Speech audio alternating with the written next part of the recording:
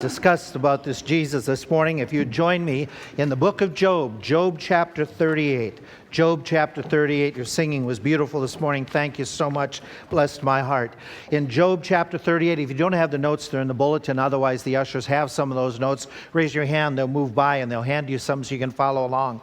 I was reading a story that I'm not sure how the truth in the sense of several have quoted it, and I didn't go and do research on it, but it's a story that they said won an award in Georgia here a few years back. It's about a lawyer who was clever. This lawyer had bought a very, very expensive box of cigars that were very rare. There was 24 of them in this box, and he bought them, and he then decided to have them insured against all fire damage.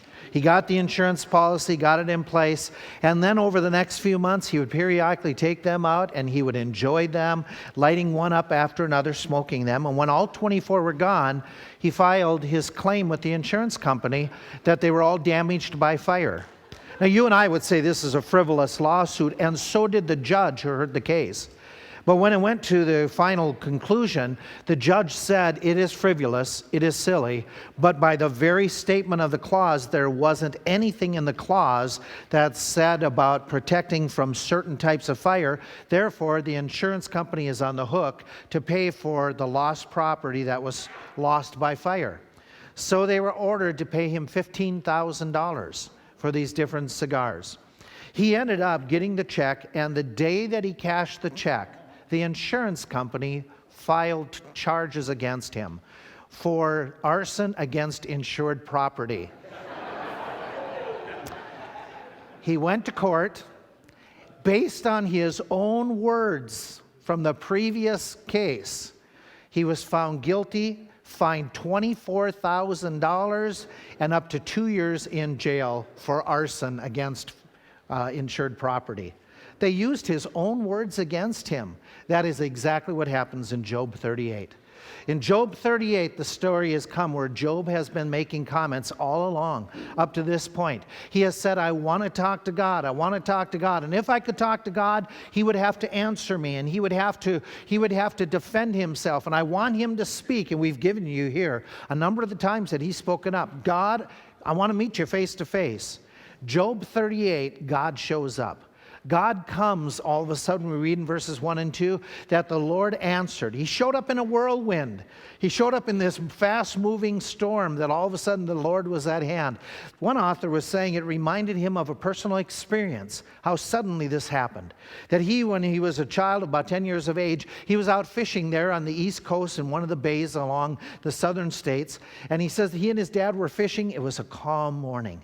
The bay was as glass, just nothing was moving. He said if you would have thrown something into the water, it would have caused this rippling effect that you could see for a long space. And it was quiet, and nothing was moving. There wasn't a sound. And as a little boy, he kept on dozing and dozing. And he kept on after every so often saying, Dad, there's no bites, there's no bites. And his dad would keep on saying, don't worry, they're down there. Don't worry, they're down there.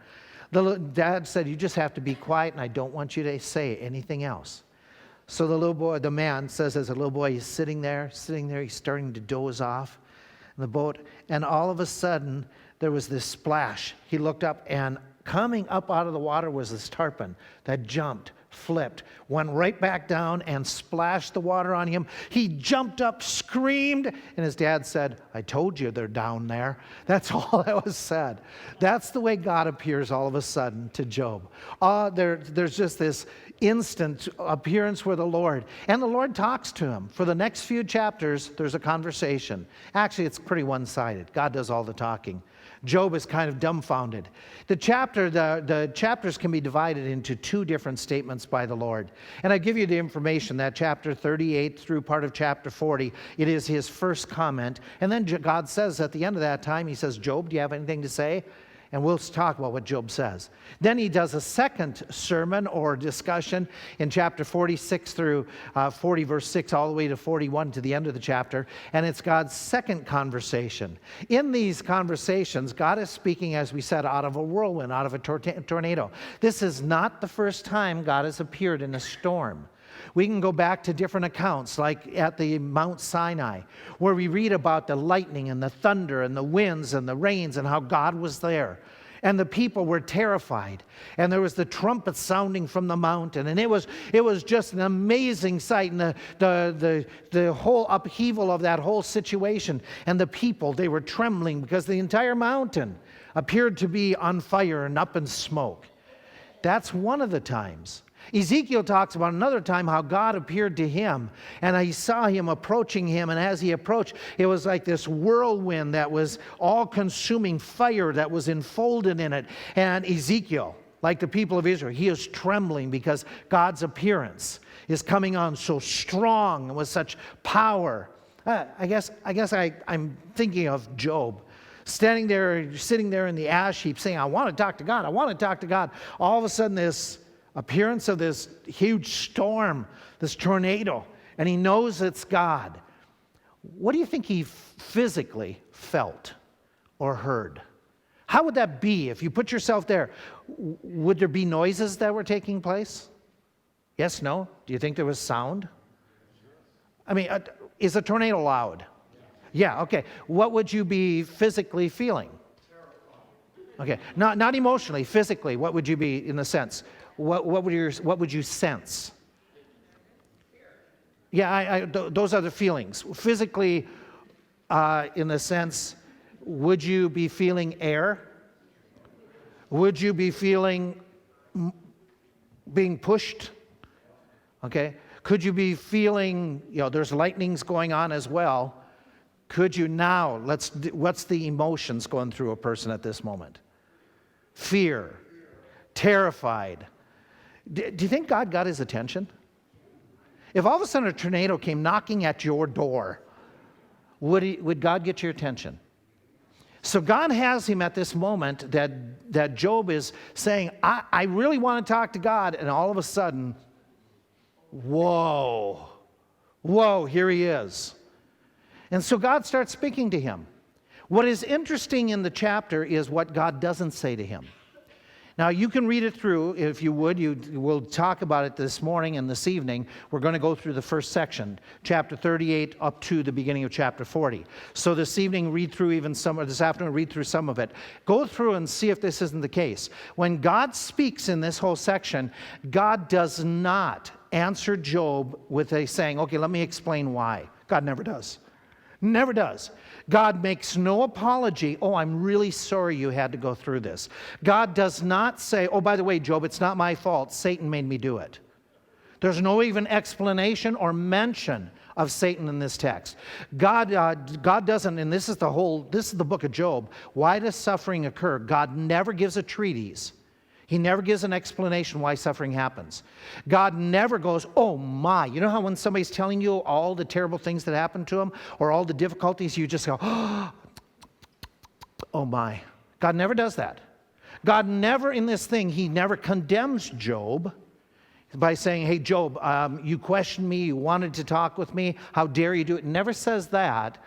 But God also never gives him any pity or immediately says, Job, Job, it's been so tough. I promise I'm going to change everything.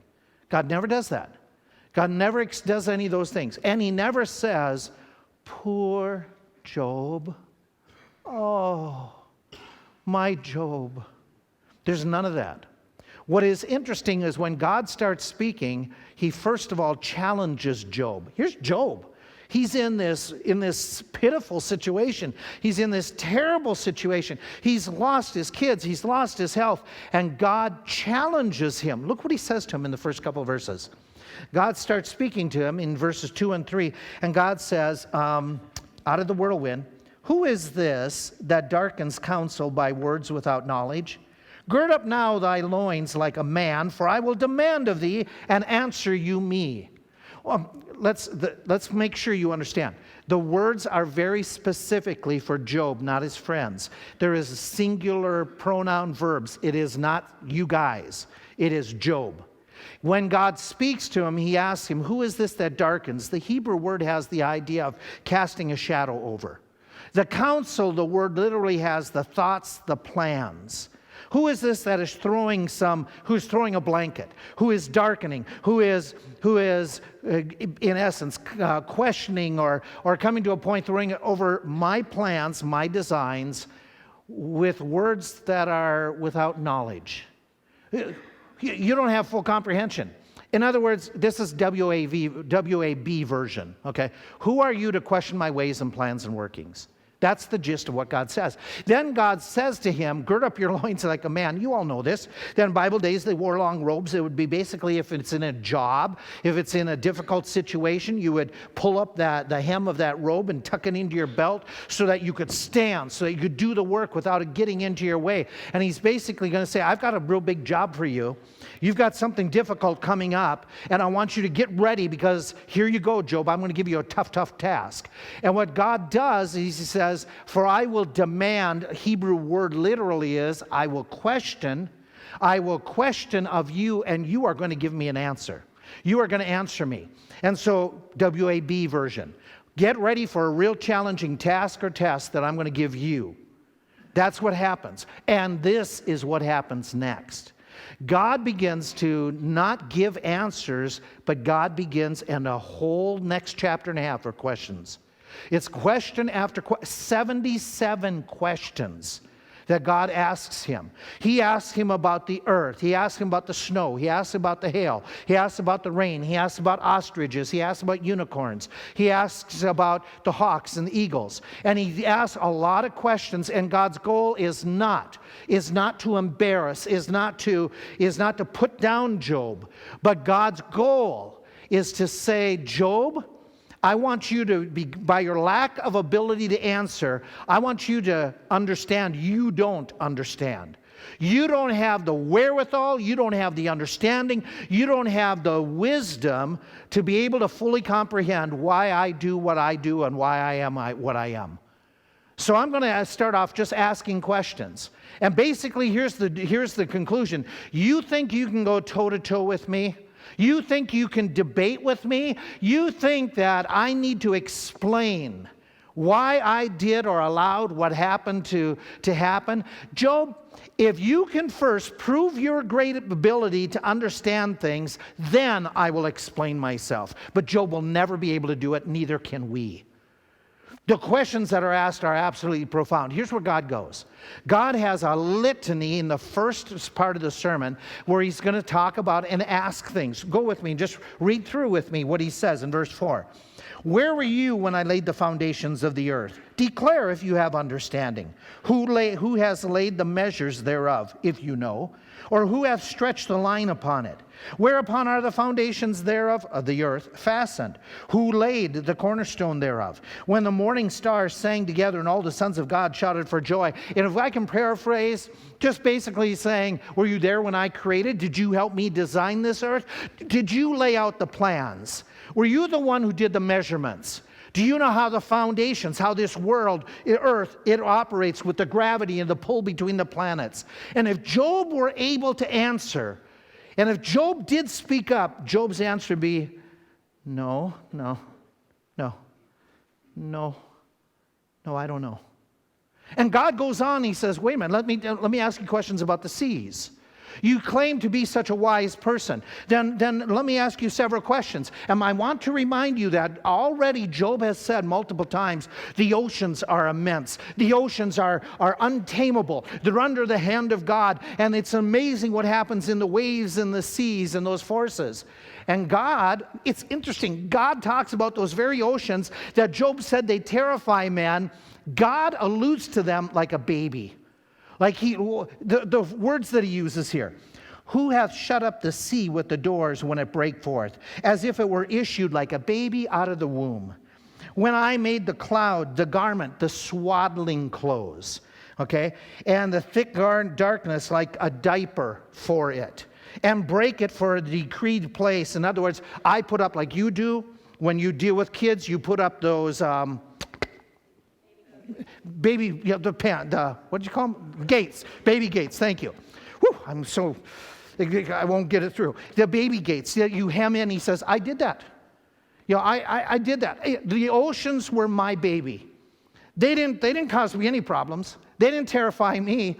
I have no problems with the oceans. Job, do you have any problems with the oceans? Can you tell me why these things happen? No. So I'm going to explain myself to somebody who is intimidated by the waters. Then God goes on a little bit. Okay, and my comment here was just basically, we are so we can't control, we can't keep it out of our house at times. And God's in total control of this. Then he asks him about the dawn, about the sunrise. He says in verse 12, have you commanded the morning since the days? And have you caused dayspring is the dawn, the sunrise, to know his place, that it might take hold of the ends of the earth, that the wicked might be shaken out of it, as it turned as clay to a seal, and they stand as a garment, and from the wicked their light is withholden in a high arm. He's poetically talking about how the dawn comes, and the thieves, it's revealed what they have done, and how the dawn and the sunrise, it affects earth like a seal upon the clay. It moves it about, and just the power of the sun. And he asks, this dawn, this steady, reliable, day after day after day, sunrise. He says, that shows everything. Job, did you ever command the sun, in all your life, did you ever command the sun to come up at just one day? Just once in your lifetime? I've been doing it since the beginning of creation. Did you ever, just once, did you ever tell the sun where to rise in the horizon, which we all know that it shifts through the fall and the summer and the spring and the winter, that it goes and there's that shift on, as we think, the shift of the sun on the horizon. Did you ever tell the sun, oh, you need to be here next week, you need to be there next week, and that? He says, you never did that. Nope, I never did. And then God goes on, and God talks about the ocean deep. He says in verse 16, he says, have you entered into the springs of the sea? Have you walked in the bottom, searched the depths of the entire ocean? And so, here he is, says, Job, did you ever go down to the bottom? Did you ever see what's down there? Do you even know how deep the ocean is? Oh yeah, we're much smarter than Job, because we know it's just under 7 miles at the deepest place that we know of. Job, do you know what lives down there at the bottom of the ocean? We don't know what lives there at the bottom of the ocean. And so he's asking him, and Job's response basically like, no, I don't know. Then God challenges him in verse 17 about life after death. He says, have the gates of death been opened unto you? Have you seen the doors of the shadow of death? In other words, Job, do you know what happens the moment you die? Do you understand how this process is going to work? Do you know where you're going to be going and how you're going to get there? No, I know that my Redeemer lives, and I shall see him one day, but I don't fully understand the process of death. I mean, seriously, God could have been saying, do you know when a person truly is dead? Isn't that the question of our modern medicine and ethics? When is the person really dead? Because can machines keep the body functioning? But are they there? And none of us know. Job didn't know. God goes and says, hey, Job, you're so smart, you're so intelligent, and you want me to answer, have you perceived the breadth of the earth? Declare it if you know it. Okay, you and I got this on Job. Okay, we're one up on Job. We can right now say, right, we know how big the earth is. You know the square miles, right? We know how many miles the diameter, right? We know the radius, right? Well, somebody does. Okay. Yeah, absolutely. Okay. But he says, okay, these are all the statistics that we can get because we have more technology. But it doesn't mean we keep it in our minds. And Job would have to answer, no, I don't know. And then God goes on, he says, let's talk about light for a little bit. And he starts in verse 19. Where is the way where light dwells? And he's going to picture light as being an entity that has a house, that it comes from somewhere and goes somewhere. He says, where is the way where light dwells? And as for darkness, where is the place thereof, or where does it live? That you should take it take it to the bounds thereof, and that you should know the paths to the house thereof. Knowest thou it because you were born, or because of the number of your days? You're an old man, Job. You're older than most, And so now that you're older, you probably understand light. You understand where light came from.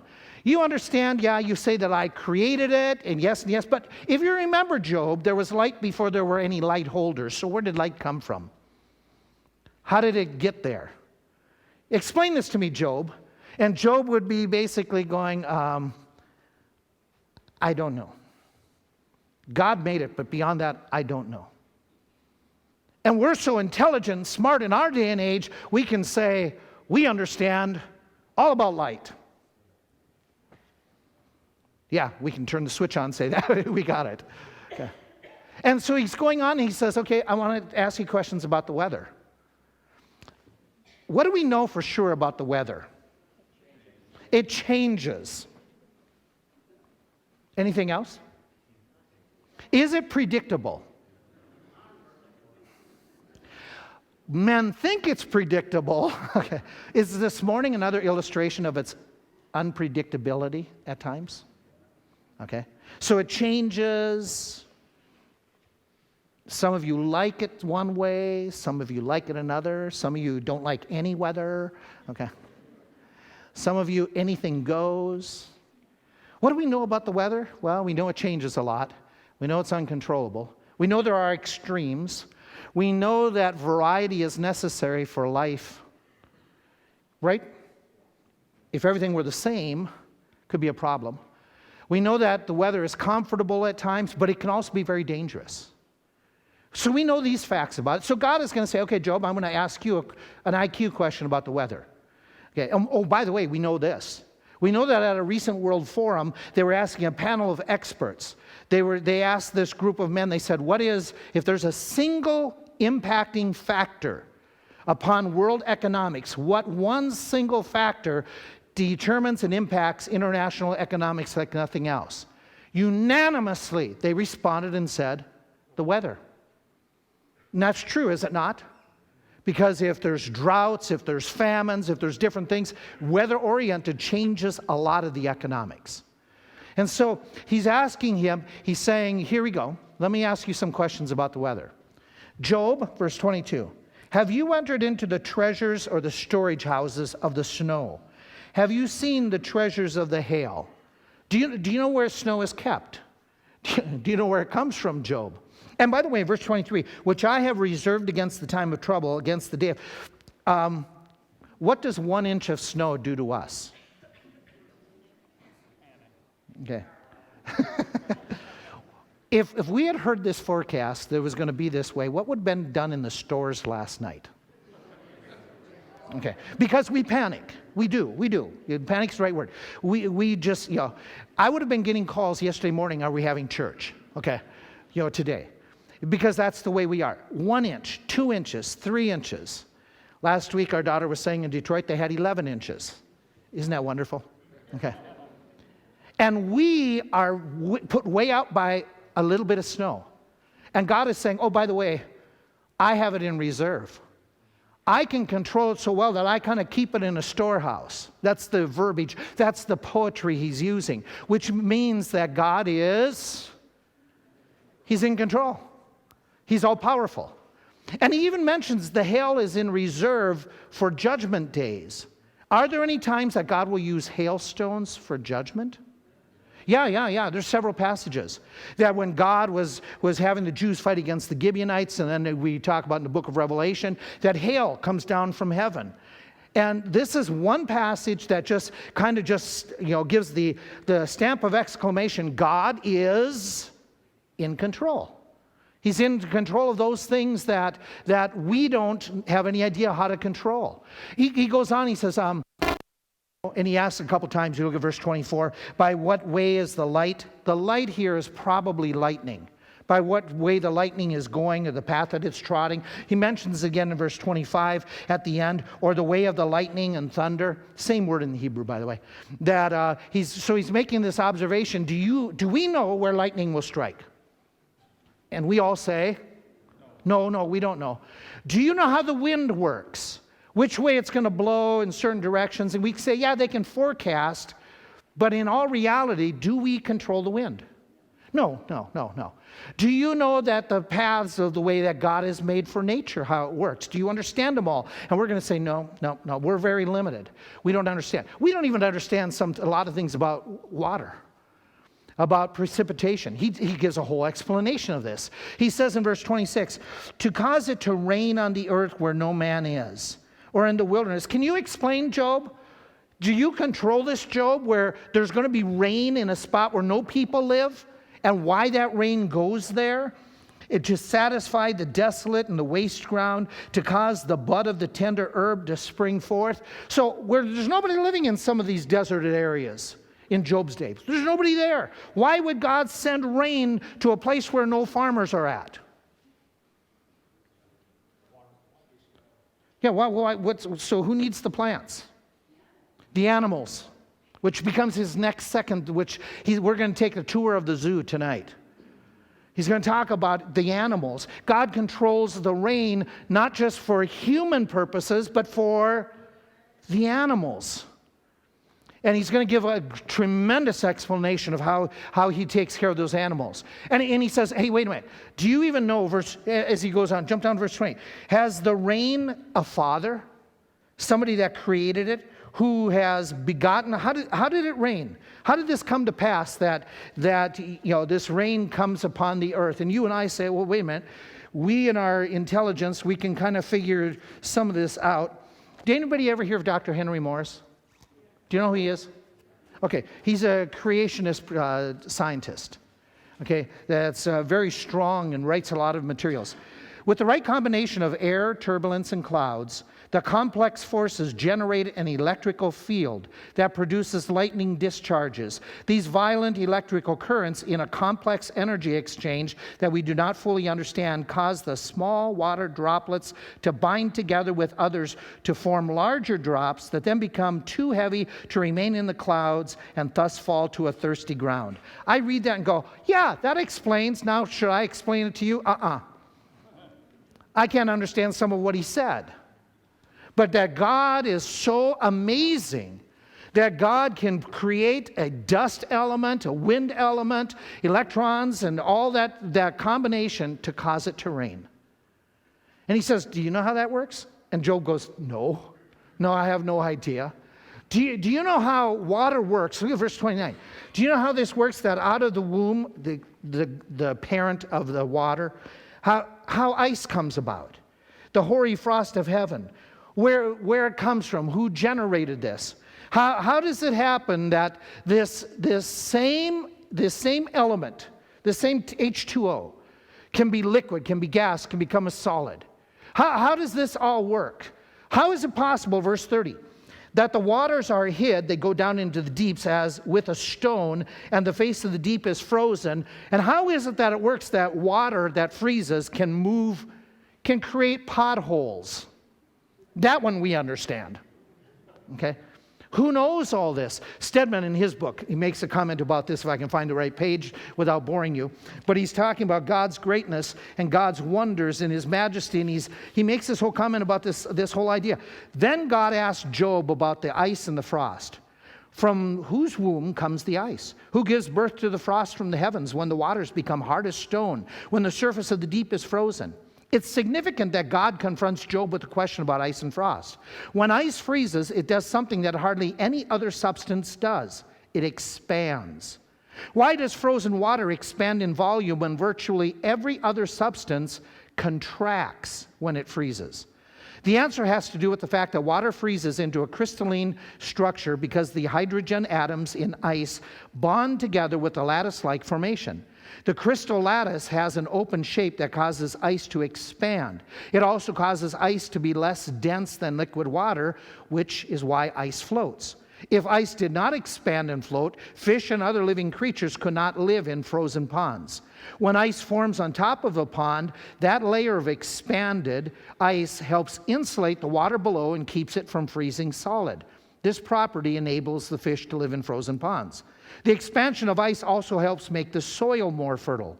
Rain and dew soak into the soil. When this moisture freezes, it forms ice crystals. These crystals expand, and in the process, they break down the hardened earth into a fine-grained soil that allows the seed to more easily sprout. So when God asks what Job knows about ice, he's asking Job about one of the basic processes of life. Even so, Job is unable to answer such a simple, basic question. Amazing. And then God basically says, can you, verse 34, he says, can you lift up your voice to the clouds that the abundance of waters may cover thee? Can you call down water from heaven? Can you prevent lightning from striking? Down in verse 35. Can you say, go here or go there? The answer is no.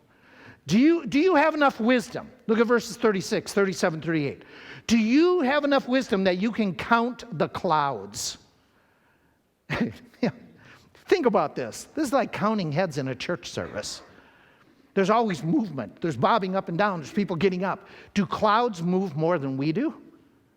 Yeah. Yeah, and it's an amazing. This whole discussion of water, this whole discussion of nature, it's profound because, you know, the reason he's bringing this all up is because water is such a basic entity to our very existence. The human body has been called a water machine, designed primarily to run on water and minerals. In just the last 10 years, medical science has begun to focus more on the healing ability of our body and its dependence on water. The human body is made up of over 70% water. Our blood is more than 80% water. Our brain is over 75% water. The function of every cell in our body is controlled by electrical signals sent through our nervous system from the brain. Our nerves, in reality, are an elaborate system of tiny waterways. We are fearfully and made. Right? This is by a designer. Tonight we're going to show a video that talks about this design and how important it is and how modern scientists are starting to step away more and more from the idea of it just happened. God is speaking to them. In fact, the way the earth is put, 70% of our planet is covered by water. We understand that. We are just nestled in our solar system at just the right distance from the sun for the liquid to exist. Any further, the water would freeze. Any closer, it'd be too hot and we'd be at risk of a runaway greenhouse, effect similar to what happens in Venus. Our not too cold, not too hot position in the so-called Goldilocks zone is a pretty good thing because, of course, water is necessary for life. This is written in an article that, How Did Water Get on the Earth? Written by a scientist that says we really don't know where water came from, but it's so amazing that it's at the right spot in the solar system, at just the right place, and just the right temperature, all those things together. And you and I say it's because of God. It's because of God. And then when we talk about our earth and we talk about how this all works together, and then we talk about the impact that this all has upon us, you know, we go a little bit further and say, oh, when it comes to earth, the moon circles the earth and completes a full orbit around the earth every 27.3 days, traveling a distance of almost 1.5 million miles each month. As the moon orbits the earth, it causes the earth to swell ever so slightly. The earth actually bulges out towards the moon, and this is what affects the water level of the oceans. As the earth rotates on its axis, these bulges move across the face of the earth, creating too high, too low tides every day. Just this one characteristic of planet Earth and its bodies of water is absolutely vital to sustaining life on it. Scientists have now spent nearly $20 billion trying to answer the question of how the moon evolved. The record of scriptures tells us it was accomplished by God himself. They could have saved all that money, okay? And just answer this, it's an amazing thing. And that takes the discussion into the stars. Look at what he says in verse 31 and 33. He says in this question, can you bind the sweet influence of Pleiades or loose the bounds of Orion?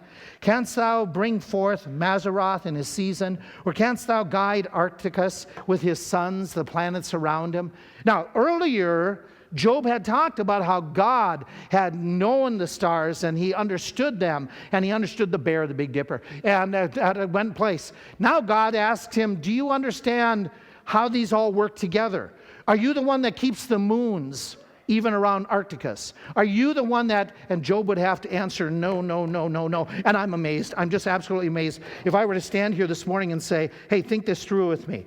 If we were just to talk about Arcticus, that one star, this is the size compared to, can you see what I have in my hand? Anybody see what I have? It's a straight pin. The head of the straight pin, you know how small it is? You can't see it? That's Earth compared to Arcturus. That's the comparison of these creations of God. And not only does God control this, but he controls everything on this pinhead, and then he sees all of us pinheads on the pinhead. And not only does he see us, but he knows even to the smallest minutia about us. He knows the hair on our heads. That's what this discussion is all about. Job, when you think about how big you are, when you think about how you wanted me to answer your questions, I'll answer them if you can tell me how big you are. Teddy Roosevelt, when he was president, he did a lot of strange things. Not just his politics. I'm talking about his extra political stuff. He would box. That's how he ended up. He had a detached retina because he was boxing with one of the government officials that he just wanted to box with. He would play hide and seek in the White House with his kids and then any of the ambassadors or others who would join in.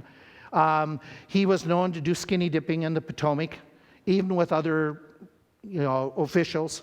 Like the time the French ambassador said, I don't know if I'll do that. What if a lady comes by? So the ambassador wore his hat and gloves just to make sure if a woman came by, he was somewhat modest. Teddy Roosevelt also did this, is he would have guests at the White House, and frequently he would take them outside at night, and he'd say, everybody lay on the grass. And they lay on the lawn, and he would say, just watch the stars. Watch the stars. Just watch the sky. And then after they would do that, several reported that his frequent response was this: well, I guess we're small enough now. Let's go to bed. That's exactly what God is doing with Job. He's saying, Job, you see all this? See all this amazing stuff? Now, Job, now that I've given you an image of what you are in comparison, then I want you now to answer me. And after this entire lecture, oh, by the way, there's still more to it. We'll deal with the tour of the zoo tonight, the second half of this sermon, about the animal kingdom. But at the end, God says, Job, after I've explained, jump down to chapter 40. Moreover, the Lord answered Job and said, shall he that contends with the Almighty instruct God? And the answer is, no way, no way. We can't even give these simple explanations of how you work. And he says, let him answer. Job, this is your chance. Here's Job's response. Then Job answered the Lord and said, behold, I am vile. What shall I answer thee? I will lay my hand upon my mouth. Once have I spoken, but I will not answer. Yea, twice, but I will proceed no further. Can we break down what Job is going to say? Job, in this moment, is humbled. He comes to where we need to be, to have great humility before God Almighty. If I could phrase his words in just simple phrases, this is what I'd be saying. I am small. I am really small. You have just taught me how small I am, God, through all these visual object lessons. The word for I am vile, in the Hebrew it's kalal, and it's a kal form in the Hebrew. That doesn't mean much to some of you at all. But if it's a hithpal or a pual or pi'al, then it has a different rendering. It would have the rendering of I'm cursed, I am sinful. He doesn't do that. He uses clearly the kal. The kalal and the kal means this: I'm a lightweight. I am of no account. I am small compared to others. And so he says, as far as all of these trials, as far as all of these things that have consumed me and concerned me, Job came to a point at this moment that he says, I'm small. It's not about me, is it? This isn't about me and my aches and my pains and my comfort and my possessions. I am small before you. In other words, it's not about my comfort, my preferences, my rights. It's not about my way or what I like or what I prefer or my possessions. It's not about my kids, my successes. It's not about my world. It's not about me getting recognition and people lauding me and people saying how great I am, or my being pleased, or me getting money. It's not about this. What all of life is about is you. I'm small compared to you. And we are all small compared to him. And so he says, this is what I need to recognize. My life is to be about exalting God. That's why all this vast creation was created. The heavens and the earth declare his glory.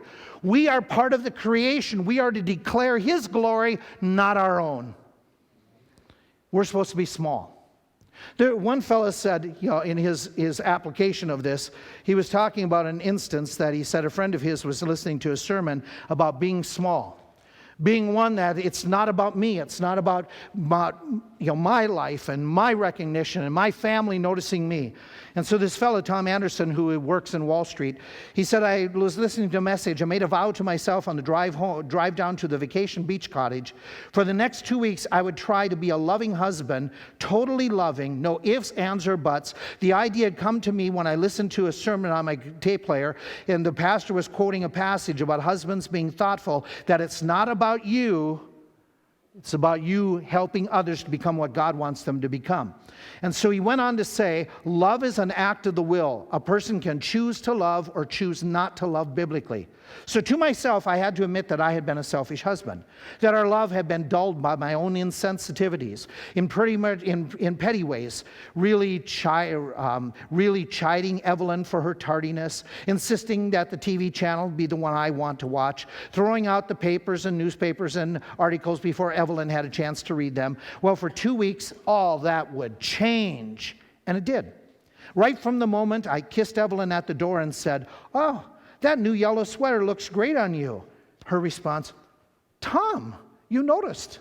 Surprised but pleased, and maybe a little shocked. After the drive, I wanted to sit and read. Evelyn suggested we walk on the beach. I started to refuse, but then I thought, it's not about me. Evelyn's been alone here with the kids all week, and now she wants to be alone with me. So we went for a walk on the beach while the kids flew their kites. So it went.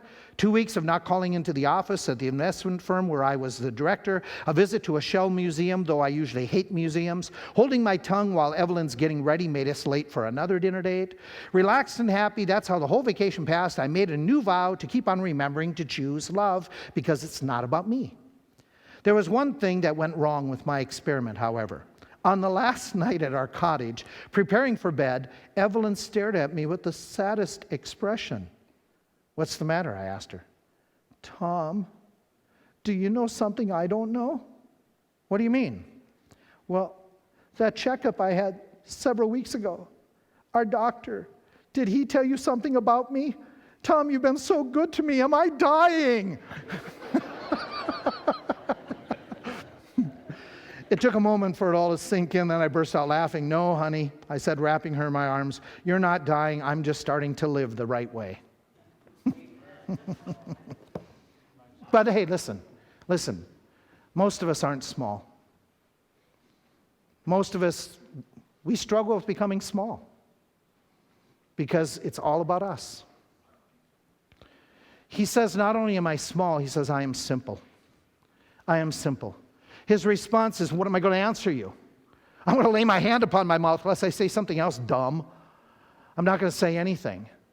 Here he's responding, I don't have all the answers. And by the way, isn't it a relief to know you don't need to have all the answers? He's basically saying, I'm not as intelligent and as wise as I think I am. Now that's a statement for a lot of us to make. He's saying, I need to learn from you more and more. You have just shown me how great and marvelous you are. I need to sit back and just be quiet and to learn from you, God. Have you come to the point where you are willing to admit you don't know enough spiritually that you need to be in the Word of God more? Are you willing to admit that you don't know so much Bible that you don't need to be in Bible studies and sermons and services? Are you willing to finally admit, I need God's word so much than direction and guidance, and I'm not that smart. I need direction every single day from God that I'll read his word. We're not ready to say we're simple. We struggle with saying we're small. And it doesn't happen if we keep on talking. If we keep on arguing. That's where Job makes the third statement. I will be silent. I will be silent. I have spoken once. Yeah, I spoke twice. I'm not going to speak. I'm not going to argue with you anymore. He's convinced that he has said too much. He has justified himself too much. He has argued with God too much. He has given excuses too much. And so what he does now, he says, I'm going to sit here and wait patiently, and you've got more to teach me, so I'm going to sit here and learn more. And I will be quiet. And I won't speak up and give my piece. Too many of us haven't come to the point where we're willing to say, I'm going to be silent before God and just hear him. Too many of us are saying, God, you explain yourself in the middle of the trial. I'm on this journey and it's difficult and I don't understand. Give me an answer. And we haven't learned to wait, to sit, to quietly and patiently wait on the Lord. Too often we're like that little 4-year-old who's riding in the back seat of his parents who are on this trip. And what do 4-year-olds ask from the back seat? Are we there yet? Are we there yet? Are we there yet? And mom, in exasperation, after the 100th time, turned and said to Timmy, Timmy, I want you to be quiet. I don't want you to ask any more questions. Just be quiet now. We're not going to be there. It's going to take a while. And when we get there, we get there. Now stop asking.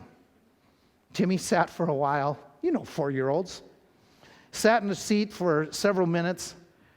Can I ask a question?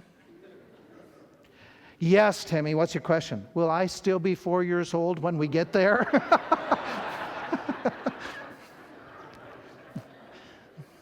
That's us. That's us. We want to know the answers. I am his servant. I am his servant. Job has come to a point where he says, I have a clear understanding of this thing. I don't know everything. I need to be taught. I need to be silent. I just need to understand that I can't argue, I can't debate, I can't demand. I am a servant. I am here to serve, not to be served. Have you come to that point? Have you come to the place where you say, God, I'm going to let you be in charge. I'm going to serve you. If it means serving my family a certain way, I'll do it. If it means following your word, I'll do it. I will serve you and others the way you want. Have you come to that point? Maybe we'll find out. Maybe we'll find out how you respond to visiting the widows. Maybe we'll find out how you share the word of God with others. Maybe your servanthood will come glowing out the way you work and pray and fast for the needs of other people. I'm a servant. There was this preachers' conference held a couple of years ago in the Midwest. And when they came in, the theme of the conference was on a huge banner. All 1,500 people came in and they all commented afterwards that it was funny, but it was really, really impacting. The banner and the theme of the conference to all these guys and their wives who came to this conference, who on every worship day are so busy with making sure everything goes right, making sure the bulletin is done, the slides are done, and the sound system works, and everybody is pleased with the temperature in the auditorium. There was this huge banner across the front. Relax, you're not in charge. Isn't that a statement of fact? For preachers and for others, are you able to relax and rest in the Lord when it comes to Him providing for you? Him making the changes in your kid's life. Him drawing that person that you're sharing the gospel with to salvation. Are you resting in Him when it comes to helping you to have the wisdom to resolve a conflict? You do what you're supposed to do, and it leaves it up to God, the rest of it. This is what Job is learning. Job is learning through this whole instance to practice humility before God and others. Theme this week's one thought, practice humility. Practice humility that you say, I will be small. I will be small. Practice humility that says, I am simple. I need teaching and understanding and direction. I need your word more and more.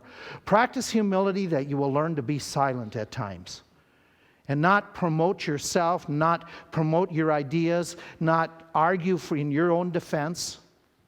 Work at becoming a servant this week. This is true humility. This is where God is bringing Job, who was loyal to the Lord, who said, though he slay me, yet I will trust in him. He had to learn humility. Don't we need to learn the same? And God speaks from the throne of heaven. As you drive out and you look at the snow and you look at the weather and you say, he's in charge. He's in charge. When the sun goes down, you remind yourself, he's in charge. I need to be humble. When the sunrise comes this week, look out, notice its beauty or the sunset, and say, he's in charge. When you open that tap this afternoon and the water comes out, it's a marvelous thing what God has done. The way he's done water. He's in charge. I need to be humble. I need to be humble. I need to be humble. Father, I